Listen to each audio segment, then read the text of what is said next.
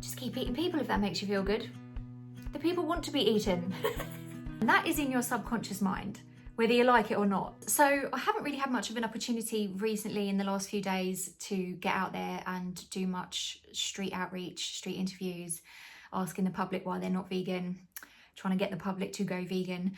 I do plan to do a lot more, probably this weekend. I'll get out there again and do a bit more outreach, but I just haven't had an opportunity to recently, which is why I've been doing some talking head reaction videos, which is what this video is going to be about today. For a few years now, I've had quite a strong interest in the topic of the law of attraction and manifesting and creating your own reality, and whatever you want to call it, the law of assumption. There's loads of different names for what is essentially just focusing on positive things and intentionally bringing positive things into your life. Now, if you also follow the law of attraction, you have probably heard of a very well-known law of attraction teacher called Abraham Hicks. So Abraham Hicks is probably the best known law of attraction teacher out there. And for quite some time I was applying these teachings to my life because I was like, yeah, I really like the sound of that. So a little bit about Abraham. She's actually a woman. Abraham Hicks is actually a woman called Esther Hicks. Now, Esther Hicks claims, I don't know if it's true, who knows, but she claims that she is channeling a group of beings called Abraham.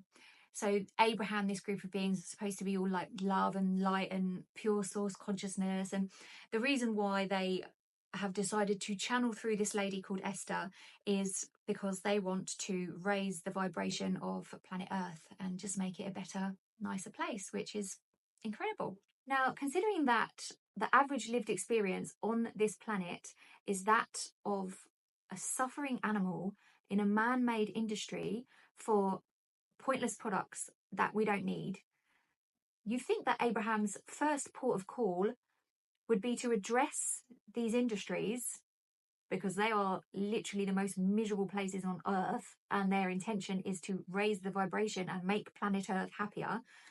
You think their first port of call would be to address these industries and to tell the humans who are paying for these products and keeping these industries going to stop paying for these products. Stop keeping these animals, these sentient, conscious, living souls in these industries and keeping them suffering. Now, that being said, I want to have a little dive into what Abraham, or Esther Hicks, Abraham being channeled through Esther Hicks, has to say about eating animals, using animals, wearing animals, etc., etc. So let's take a look. Creatures on this earth and this vegetarian issue, is there a point where, well, firstly, is it a noble thing for mankind to resist eating fellow creatures, as in animals, etc.? And is there a defined point where it doesn't really matter, like something perhaps it doesn't have eyes or it feels sentient or feeling?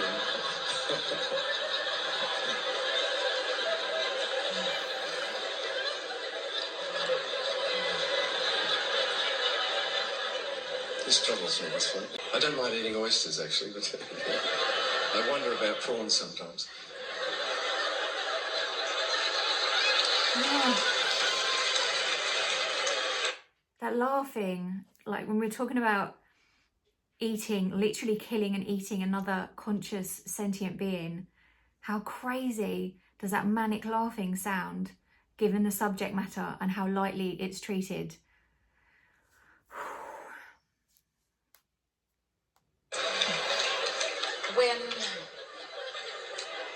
When you, any of you, consistently hang around outside the vortex, it doesn't matter what you eat, you will not thrive.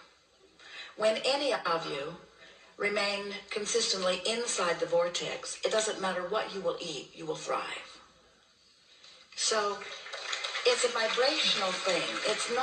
It's not what you're eating that's keeping you from your well-being. It's what you're thinking. It's the vibrational discord that is responsible all day long. Okay, so what they say is that you are creating your reality based on your vibration, what you're thinking, what you're feeling. And they're not really talking about as much about what's going on in your subconscious mind. Now, we've got a lot in our subconscious mind that we're not consciously aware of, obviously. That's why it's called the subconscious.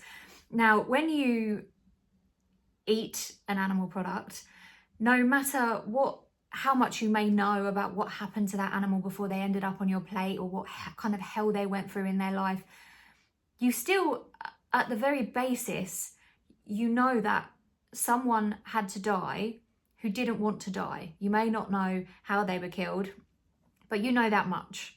And that is in your subconscious mind. Whether you like it or not, you're aware you're eating someone who had to die. What's also in your subconscious mind is that you know it's wrong to kill. Now, with these two beliefs going along somewhere, now they're going to be really, really deeply ingrained at the back of your mind. That's going to be a deeply ingrained belief because, you know, they're very basic things that we've learned from childhood. Now, I don't care what anyone says. I don't care what Abraham says. I don't care what Neville Goddard says, what Abdullah says. I don't care. That's gonna manifest. If you believe in manifestation, not saying I do, might be real, might not be, but these things are still going on in your mind, in your subconscious mind. And as the law of attraction community says, as Esther Hicks says, as Abraham Hicks says, what you think about, what your beliefs are, is what manifests in your life. So now to the specifics of what you were asking. Of course, as you are moving through your life experience, you get to come to your own personal preferences. And through exposure to life, you come to conclusions of things that you want and things that you don't want. So yeah, you do get personal preferences. She's right. You get to choose what colour shirt you put on in the morning. That's a personal choice. You get to choose who you have a relationship with. You get to choose where you work. You get to choose what college or what school you go to. You've got lots of personal choices. But any choice that involves victimizing another being, in this case, it's the animals, is no longer a personal choice. There's someone else involved in that choice. We're seeing around you, you see. So now, relative to the eating of animals, it is an interesting, you get us into trouble every time we have a conversation, and Jerry and Esther get endless emails from people who are so concerned. Remember, when you hear this isn't a woman talking, this is a woman speaking, but a woman who is claiming to have pure source consciousness, pure love and light and the universe and God, whatever. This woman is claiming to be channeling this. So this is, according to her, this is high vibrational source consciousness that is saying this. FYI. About the eating of meat or the treatment of animals. But we want to say to you that the beasts of your planet all come with an understanding of how they fit into the whole of things. And they come not only understanding that, but wanting to be part of that process. So many of the animals that are raised for consumption by humans would not even have the opportunity to be here in physical form if it were not for that market that summons them for that consumption. Yeah, those animals that she's talking about are dragged into existence. Humans force these non-human animals into existence via artificial insemination or rape. They then take them away from their mothers at a few days old, force them into dark, cramped factory farms where they're suffering and they're cannibalizing each other and they're living in their own filth. And then at a fraction of their lifespan, when they're still babies, they're loaded onto a truck, sent to slaughterhouses where they're forced into gas chambers, stabbed in the face, shot in the throat, all so that humans can enjoy, do what's best for you, do what feels good. I don't think they change their mind when they're going down that abattoirs line. Never. And so there are those people who feel so unhappy about those animals that are being raised for consumption and what they are actually saying to the cow or the chicken or the pig or the salmon or whoever it is that they're talking about. They're actually saying, I would rather that you had not had the experience of physical life than that it come to this end. Yeah. And we say, the reason that they feel... Yeah, exactly that. I would rather not be born at all than, again, go through what I just described. Factory farming, living in dark sheds, mutilations, painful mutilations without anaesthetic, blunt force trauma, having your baby stolen from you, being raped, being forced into gas chambers, knock boxes, to be shot in the face, have a knife pulled across your throat. I would rather not be born at all than for that to happen. And these animals, if they had a choice, they're not given a choice, but if they had a choice, I'm sure they would not choose the same. Life, than that it come to this end. And we say, the reason that they feel so emphatically that way about the animals is because they feel emphatically that way about their own life experience. There are so many people who have lost their connection to who they really are that they're not loving the life that they're in. No, I'm quite enjoying life, actually. I've got freedom. At the moment, I can feel the sunlight on my face. I've got legal rights protecting me, which is amazing as a human being. I'm certainly in the minority. I'm just realising that I'm extremely lucky to be in the position that I'm in a human body with human rights, and that I need to lend my rights and my voice to these defenceless beings who have no legal rights protecting them and are basically just seen as products, commodities. Their bodies are just units of production. Someone needs to speak up for them. For life, all consciousness adores life and finds it on the leading edge to be particularly delicious, you see. And so humans from outside the vortex just get all kinds of screwy ideas about all of that. Oh, you've made a very good night for me tonight when I eat out. Thank you very much. Thank you. See, that's what I mean.